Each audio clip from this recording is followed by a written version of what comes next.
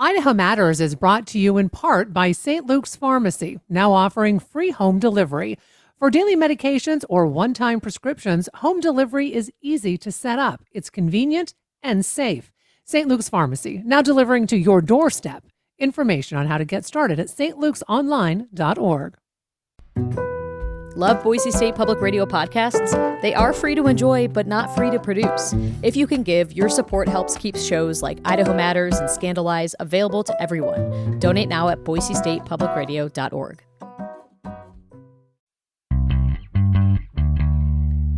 From the studios of Boise State Public Radio News, I'm Gemma Gaudette. This is Idaho Matters. It's Friday, which means it's time for our Reporter Roundtable. This is when we get you up to date on the news that made headlines this last week. And today, our panel includes Caitlin Hart with EastIdahoNews.com, Kyle Fonensteel, reporter for the Idaho Capital Sun, Brian Clark, Idaho Statesman opinion writer, and Leslie Thompson with the Argus Observer. Happy Friday, everybody. Thanks for taking time for us today. Happy Friday. Happy Friday. Thank you. And Kyle, let's begin with you today, because there was a judge's decision that came down, and it has paused a major Medicaid contract. It's actually delaying the state's bigger plan to shift Medicaid services to private management, and this could potentially push that change back a full year. So can we start with this? For folks who are maybe hearing this for the very first time, what exactly is changing in Idaho Medicaid, and why does the state want private companies to manage more of it? So in 2025, Idaho lawmakers and the governor passed a bill to say we want the state to shift to private companies running Medicaid instead of state health officials. So, what this means for you as a patient or a medical provider, instead of dealing with officials at the Idaho Department of Health and Welfare to approve claims and work on Medicaid benefits you're working with the private company like a health insurer. This model is pretty common in other states. I think it's used in somewhere around 40 states across the US, and Idaho already uses it somewhat in a few different services, but this would shift all Medicaid services to that model, which is called managed care. Okay, so keep going. Sorry, Kyle. No, continue. Oh, but I think you also asked why we're changing to this model. And I think it depends on who you ask. It's really complicated. It was a long, drawn-out debate, something we've been considering for years. I think many lawmakers saw it as a way to control costs in Medicaid's budget. I think the thinking goes that private companies would have an incentive to keep costs down and actually manage people's access to care, like helping them figure out when to visit ER or when to go to urgent care.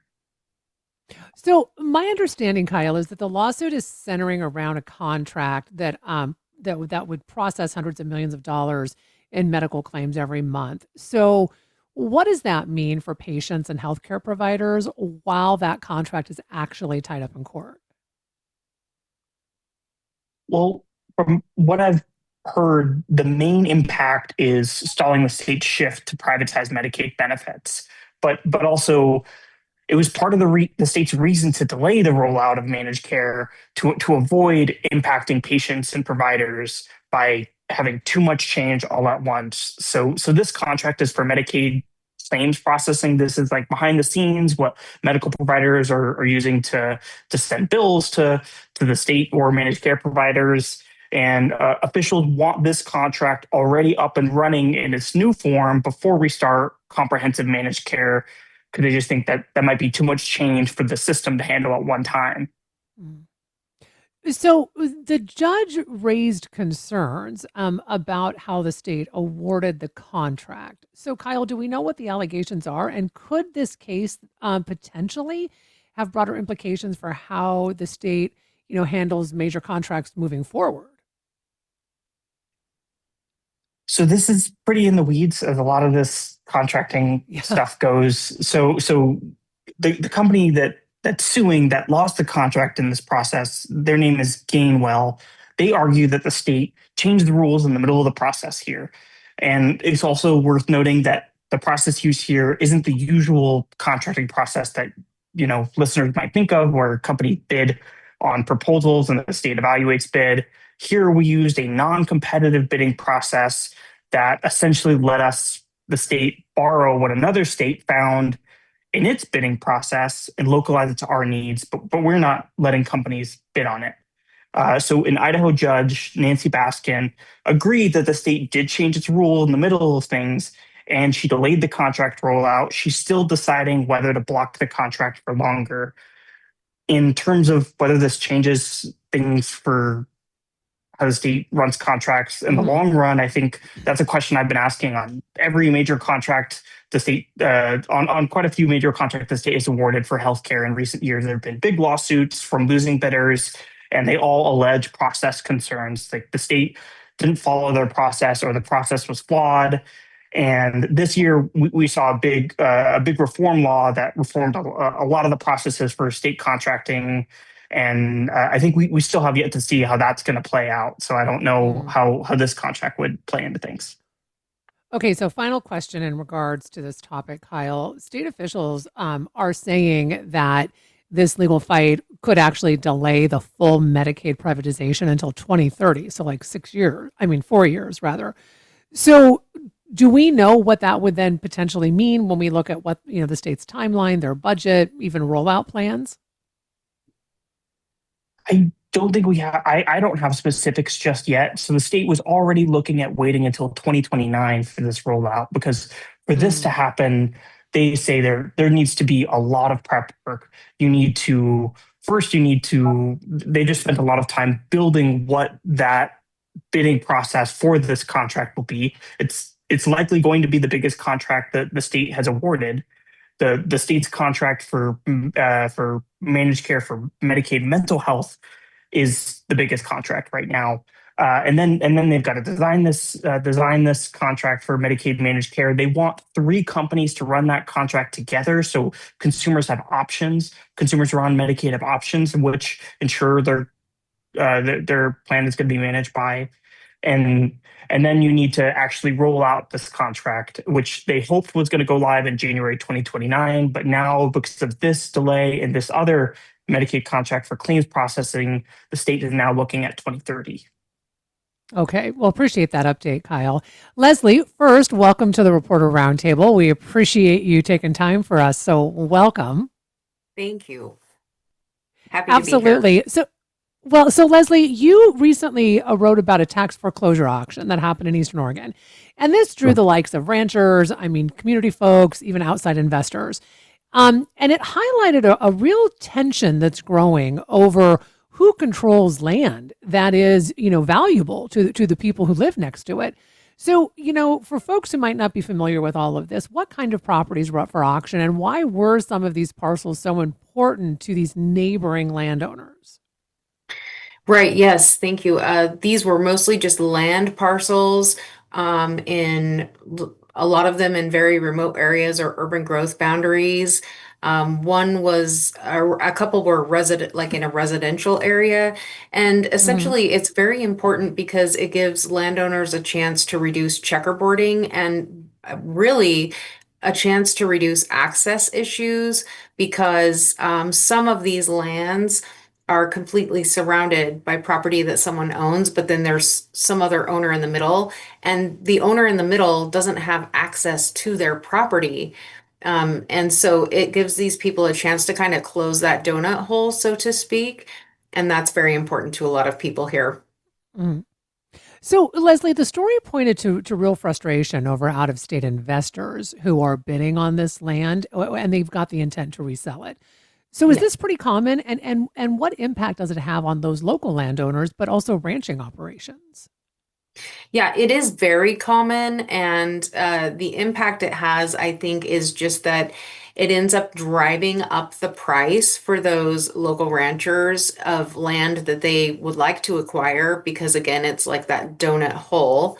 And so while they might have 800,000 acres surrounding it, they've got this spot in the middle that they also need for grazing or, not really primarily development, but for grazing, or if it's in an urban growth boundary and we get out of state investors, they don't seem to have the care about the community that local people do. And so they're less concerned about what happens with that property, where it is a huge concern for people who live here and work here.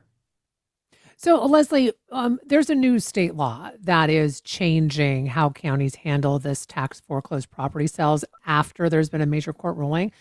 So, tell us what this law requires and how could it change like these future auctions? Absolutely, yes. Well, previously on these foreclosed properties, they would be able to just do an annual uh, sale of these, or auction. And the changes that got adopted in 2025 will force counties to look at using a licensed realtor before those properties get sold at auction. Previously, they were sold directly at auction, and sometimes these properties do have homes, and county officials need to decide, if sending realtors seeking interest in handling the sales is the best bet, or if they need to contact a realtor directly. And honestly, the county's council has said it's not a realtor's dream to have these properties. Many Mm. of them have, if they do have homes on them, are very dilapidated and probably need bulldozed. So if it's not sold in 12 months with the realtor, they get nothing and the county can sell it at auction. And then the only thing the county can keep now is the unpaid taxes and notice costs, which have to be itemized out before they can do anything else. They have to quantify that, and then the rest of it will go to the state.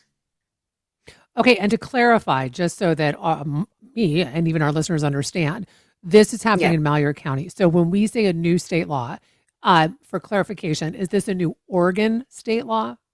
Yes, it is a new Oregon state law. However, there were many other jurisdictions that were affected by a ruling that came from that.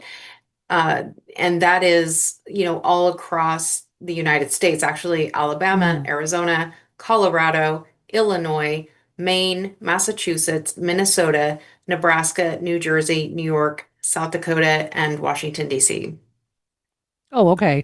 So last question about this, Leslie. Several parcels actually ended up not selling at this auction. So what happens to that land now? I mean, what options does the county have? So the tax collector said she doesn't actually know right now. There's still, because this law it went into effect in February, and this is the first foreclosed sale that they've been able to have. They just put a pause on it last year and didn't do any while everything was shaking out in the courts. So she said they don't know. They're still working with the county's legal counsel to research what the measure of that law requires them to do and what they'll be able to do and how it will look. Like previously, they used to just be able to go sell it again next year or try, and they might Mm. not be able to do that anymore. Okay, appreciate that. So, Caitlin, let's talk about the Idaho Falls Farmers Market. There's been a lot going on there. In fact, the entire board completely has reshuffled. There was some big outrage over the market manager's criminal history, and it forced his resignation, and then the entire board stepped down. Um, what set off this public backlash, and how did it escalate so quickly into the resignation of everyone? Right. Yeah. So it's been kind of an intense social media kind of week. So we're not Yeah. exactly sure who brought up the charges or who posted it online when, but essentially, you went over it correctly. His name is Clark Poston, and he was the manager for the Idaho Falls Farmers Market for the last 5 years, so since 2021. And he was charged and convicted with of injury to a child in 2019, but it was an amended charge due to a plea agreement. He was initially charged with child enticement, which is a sex crime. Mm. It's not clear, like I said, exactly why this was brought up now, since he has been with the farmers market for about 5 years. But Hmm. it was posted on Facebook and some of the Life in Idaho Falls groups that he has this criminal record. Um, and it just kind of seemed like people didn't know about this, and there was a lot of outrage about it, about him being on the Idaho Falls Farmers Market board and being staff. Being the manager is one of the only positions with the Idaho Falls Farmers Market where you are paid. And Hmm. so people got really, really upset, and a protest was organized for this coming Saturday in front of the farmers market to protest his involvement with the farmers market, and he resigned on Wednesday from the board and from the farmers market. And then that same night, we found out the entire board also resigned. So they have an entirely new board now. They do have to have 4 people, according to the bylaws, to exist and to run the market. So they have exactly 4 people. None of them were previously on the board. And it's been kind of a whirlwind of a story. It caused a lot of outrage. It was, this week we all opened Facebook, and it was all we saw for like 4 or 5 days so far. Wow. Okay, so bottom line, the market happens tomorrow. Has there been reaction since all of this happened? From vendors, shoppers. I mean, are folks, happy? It sounds, since there was so much outrage, or are folks, happy with what has happened? Yeah, so like I said, that protest was planned, and it has been canceled since their first goal was for Clark to resign, which he did, and then their second goal after that was to get the board to resign, and the board did resign. So now they have canceled the protest, which they have said that they're going to hold events in the future, more so towards trying to convince the legislature and elected officials to create harsher sentences for sex crimes. But the vendors have had a really tough time. It sounds like a lot of vendors actually announced on their Facebook pages that they are stepping away from the farmers market, which for a lot of them, that's their entire income. That's their whole thing. And so a lot of them have said that, they don't agree with the board hiring him in the first place. They didn't like the way that the board responded after his charge went viral again. So it's not exactly clear what is going to happen now that the board and Clark has resigned and the protest has been canceled, but the farmers market is still scheduled for this Saturday. And there are also vendors who came out and said that, this is their livelihood and they can't afford to bow out of the market. So it's going to be really interesting this weekend to see how many people were able to make that jump. If they were originally going to not participate, and now that their demands have been met, they could potentially maybe re-sign up and be there this weekend. But it's been a really hot button issue, so it's going to be an interesting market this weekend. Oh, I'm sure. So, Kyle, a new survey of more than 800 Idaho attorneys is giving a pretty detailed snapshot of how legal professionals rate candidates in contested district judge races. And this is ahead of the May 19th primary election. So can you walk us through how listeners should understand these survey scores? I mean, are they meant to, reflect like professional consensus? Or, do we know if it's, well, I know this person, personally, so I'm going to give them high scores? Great question, Gemma. I think it's more of a snapshot. Only attorneys who know the candidates to be judges were asked to weigh in on the survey. If you didn't know the judges in a personal, professional capacity, they asked you to sit out and not answer questions about them. So I like to think of it as sort of like a Google review of a business for a candidate, not like your traditional poll where everybody weighs in. Yeah, that's a good way to put it. Okay, so then with only a small fraction of these invited attorneys actually responding, are there limitations when it comes, what limitations does the Idaho Bar acknowledge about how representative then these results are? The bar didn't really speak to that, but if you go through the survey report, you can see on each question how many people answered it, and it's anywhere from 100 on one individual question about a candidate to like more than 300. But the bar also wants to make clear that this is not the bar endorsing one candidate over another. It's just part of this longstanding practice to let people know how attorneys feel about their experiences with candidates that could become local judges. Okay, so what does the survey do, I guess? I mean, what are some of the questions or some of the topics that are on the survey? Well, it asks about some of the qualities that you might expect a judge to have, like integrity, independence, experience, It also looks sort of like a report card with a 4-point Oh, rating for each judicial candidate, and it's only for contested judicial races. And then on each different area, like integrity and independence, you'll get a GPA, like a 4-point score about how the candidate uh-huh. performed across all attorneys who answered questions about them. Okay, so Kyle, it's a it's a Google review and a GPA all wrapped into one. Everything we all want, right? Maybe I should cool it with the analogies. No, I like it. And I like it. Okay, so you mentioned that the Idaho State Bar says that it does not endorse candidates. With that said, then, what role do these survey results typically play, I guess, especially when it comes to voters making decisions about who they're going to vote for as a judge?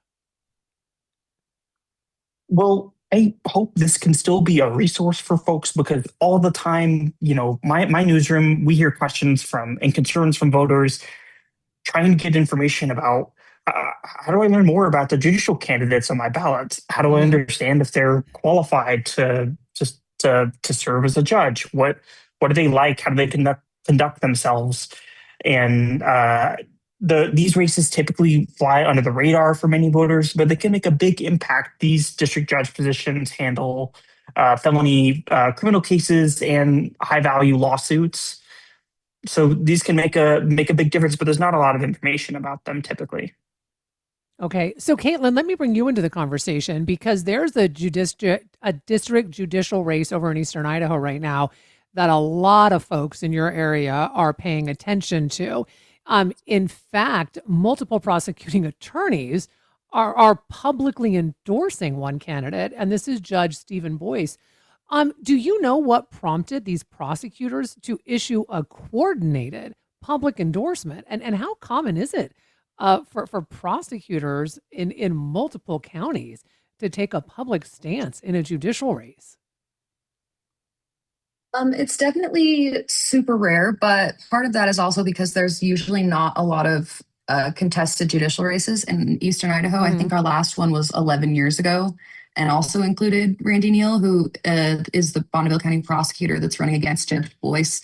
It's definitely not something that a lot of us have ever reported on before, but I think an important distinction here is that the prosecutors that came out in this letter, which included Madison County, Fremont, Jefferson, Bingham, Custer, Clark. The only ones that didn't sign it were Teton County, Lehigh County, and Butte County.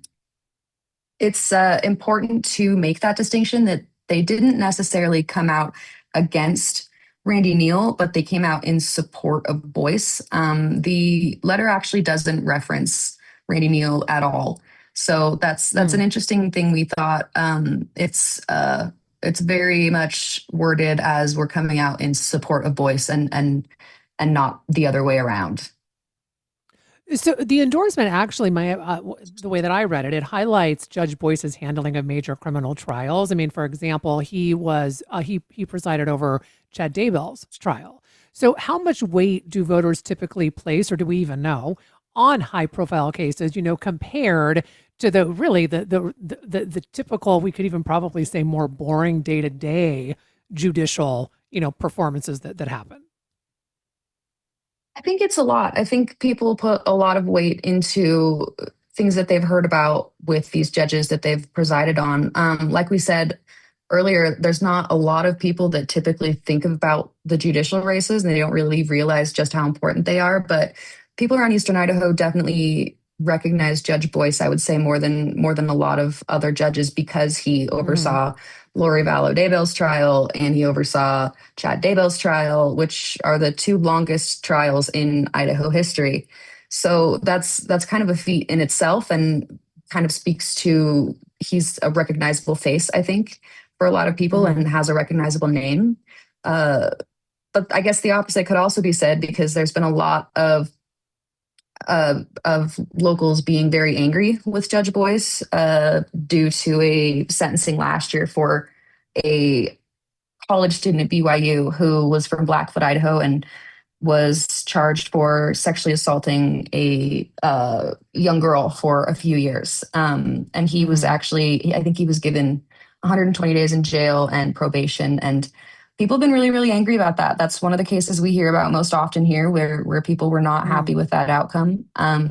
So there's definitely a lot of reasons that I think Judge Boyce has been very in front of people's minds and mhm. on top of a lot of articles, and people really recognize his name. So, your colleague Nate Sunderland was on the Friday Reporter Roundtable last week, and he talked to us about the survey results from attorneys that came out. And it was about Neal and Boyce, and it really favored Judge Boyce. So, is Randy Neal, the Bonneville prosecuting attorney who is challenging Judge Boyce, has he responded to I know I believe he's responded to that survey, but has he responded at all to these prosecutors' endorsements? No, not publicly at least. I mean, I think it's obvious that he's not super happy about the results. That would be kind of hard to deal with. With these bar survey results, the assumption is that these people are your coworkers. Mm-hmm. So the bar survey results, he did respond to, saying that he, anticipated those results, but didn't really expect them to be such a large discrepancy between his negative results and Boyce's positive results.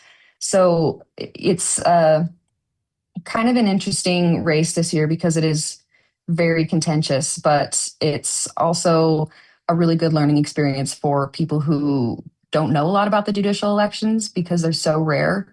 And Mm-hmm. the bar survey alone is super interesting to me, but I think as the race goes on, we have a couple more weeks. I think we're probably going to see some more people coming out in support of one side or the other, obviously, and it's going to be interesting. Oh, to say the least. Brian, you recently wrote an opinion piece in The Statesman arguing that early data from Idaho's new school voucher program shows higher income families are making up a majority of the applicants. And this is raising questions about who the program is really benefiting. And you pointed to some early applicant data, and it showed that 55% of families that earn over 300% of the federal poverty line. So, how confident can folks be in drawing some broader conclusions from this early snapshot? Well, so you can't have a great deal of confidence, and that was sort of the point of the column. It came in response to a piece written by the Mountain States Policy Center that was one of the advocates for the voucher program, which was claiming basically, look, this shows this isn't really a program that benefits the wealthy. This is a program where half of the recipients are low income or working class. And what all we have is this single point of data. What we can reasonably infer from this is that there's a pretty high likelihood that the average applicant for the program has substantially higher income than the typical family in Idaho. So it does appear to be, to the degree we can infer anything from this single data point, it's that the program appears to be transferring income upward. In other words, providing more benefits for people higher on the income scale and less for people lower on the income scale. Mhm.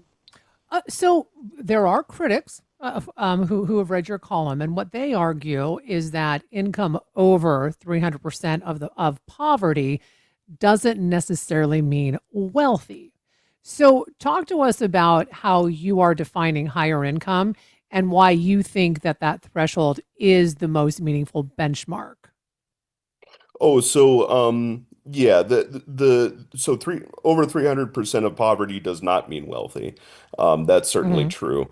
For a family of four, that would be a bit under $100,000 of income a year. That's not a family who you would necessarily describe as wealthy.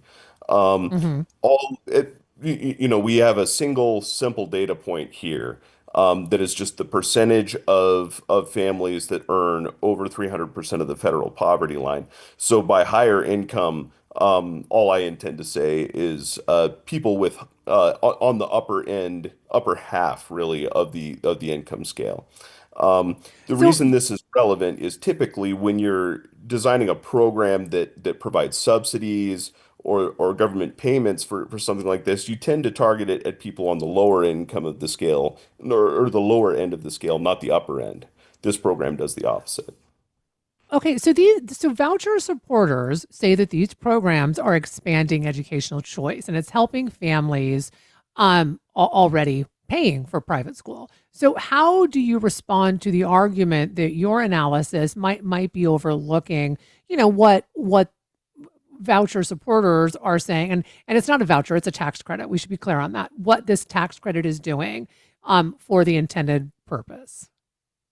Well, just to deal with one point there, the difference between a voucher and a tax credit is rhetorical. The proponents of the Right. program haven't wanted to call it that because it polls badly, basically. But it's in effect the same thing. Um, the the there are two arguments there. One is that the intent of the program is to expand educational choice. That's how it was sold. Um, and there's not actually much evidence that that's being accomplished. Mm, What it would mean to expand educational choice is to offer choices to families who do not already have them. So that would mean providing opportunities for families who are not currently in private schools to join private schools. We don't have any hmm data that that's happening at all. It might be at a high level or a low level. We don't have any data. That's something I hope will be forthcoming. As far as helping families pay who are already in private schools pay for them, that's sort of the core of the argument I'm making. Um, there's not really a good public policy reason to subsidize someone's choice to send their kids to private school rather than the public school that's already offered. That's a hmm choice that's open to them, but there's not a good public policy reason to subsidize people who've chosen basically a luxury good. Um, this is different than hmm say subsidizing someone who can't afford healthcare to get healthcare. There is Right. an education option available to these folks. It's just public school. So, so Brian, there. So has any real data come out yet? I mean, has the state released anything? Because we do know, at least from what the Mountain States Policy Institute has released, that how much money has been given out. So you would think we would have data points, and then so if you could answer that, but then second, when it comes to this idea of choice and allowing families to have more choice, in particular if we're talking private school, the data that we do have on private schools is that the majority of private schools are in southwestern Idaho. So if you live in, North Idaho or you live, in a more rural part of Idaho, you don't have that choice. Yeah, that's absolutely correct. That's one important reason why the voucher program is unlikely to give benefit to lots of to expand educational choice, to provide the choice of private schools to people who are not already enrolled. There are other reasons as well. Um, but that's an important reason why it's not expanding educational choice. As far as the data that's released, it has been very sparse, and that's the hope. Other media outlets have reported on this as well, that there's just not very much data coming forth from the tax commission, and that was sort of the point I was trying to make here, is that the hmm Mountain States Policy Center is sort of trying to celebrate a victory here. We don't have any evidence to suggest that there's a major victory here. We've got a very limited amount of data, really one single point of data. And what that point of data suggests is that this program is likely to mostly help people on the upper half of the income spectrum. So you also raised concerns about, potential inefficiencies and inequities in the program, and we kind of discussed that already. But what I am curious about, Brian, is what additional data do you think would be beneficial to see to confirm or challenge anyone's interpretation due to the lack of data that's been given so far? Because someone has to have that data, you would think. Yeah, absolutely. The tax commission should have all of it, and hopefully they'll be more forthcoming with it. So complete anonymized data on the income of applicants would be useful. So you could do this as a sort of a distribution. This many people earned this much less. This percentage of the federal poverty level, that sort of thing. Or you could get more granular with it. Um, there are a very important piece of data that they should have is how many of these applicants are current private school recipients, because that really answers the question of Hmm. whether you are, in fact, expanding school choice to any appreciable degree. Because what's been observed in other states is that a vast majority of the applicants are people who were already in families that were already utilizing private schools. So if that's similar here, then you're not actually expanding education choice. You're just providing a subsidy for a luxury good. Um, and the last thing to really keep an eye out for, because this has been pervasive in other states with similar programs, is when we begin to see reports of fraud. Because these have been pervasive in many other states. People claiming children that they don't have, people inventing schools that don't exist, and sometimes receiving very large payouts for either children they don't have or schools that don't exist. And so I would expect that you'll begin to see reports like this at some point. Whether they'll match the levels that have been seen in states like Arizona, it's unclear. So Leslie, um, w- there's something going on with hold on one second. I've lost my place, Leslie, so I'm trying to find where we are here. Okay, I've got it now. So, Leslie, Malheur County is moving to seek new proposals for ambulance services as officials warn that staffing shortages and funding limits may be creating critical gaps in emergency medical coverage. So, my apologies for losing my place, live radio here, but specific problems or incidents prompting county officials to start re-examining the current ambulance service model at this time. Can you talk about what they were observing? Yes, absolutely. Well, we are in a very rural area, and for quite a while, the local ambulance service provider, Treasure Valley Paramedics, has been experiencing a shortage of paramedics. So, when responding to rural areas for things like heart issues or, car crashes where emergency life-saving services are needed in minutes or even seconds matter, they were seeing that there was not enough people to get there on time. And sometimes, if you only have one paramedic and they're on paid time off, then now you only have Mm-hmm. an EMT, which cannot provide that same level of life-saving support. And so it's the staffing shortage that really led to it. But also because the tax hasn't been increased in so long, the ambulance service provider is saying we don't have the money to do more. And so I think a large part of that shortage is being in a very rural area where oftentimes you see local people who go into medical fields leaving the area for higher paying jobs in larger cities. And Mm-hmm. yeah, that is the biggest issue right there. So, how does the current funding level compare to what neighboring counties or even states are paying for similar coverage?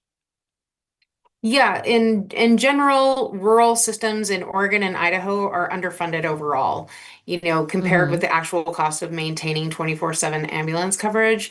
And even in Payette County, coming up on the ballot in May, they're seeking a permanent levy override to help the ambulance service because although a levy ride would require a two-thirds majority vote to pass, the ambulances are not seen as a critical service in Idaho, so they don't get state funding. So there's a huge funding gap. And so while their costs continue to ramp up and increase, the funding that's keeping them alive is not there.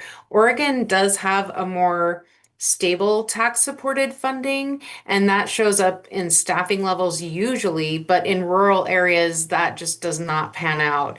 And in Oregon, many rural fire and EMS districts use permanent tax rates to maintain paid staffing. Um, So state data shows that more than 70% of districts with 4 or more paid staff rely on those voter approved levies.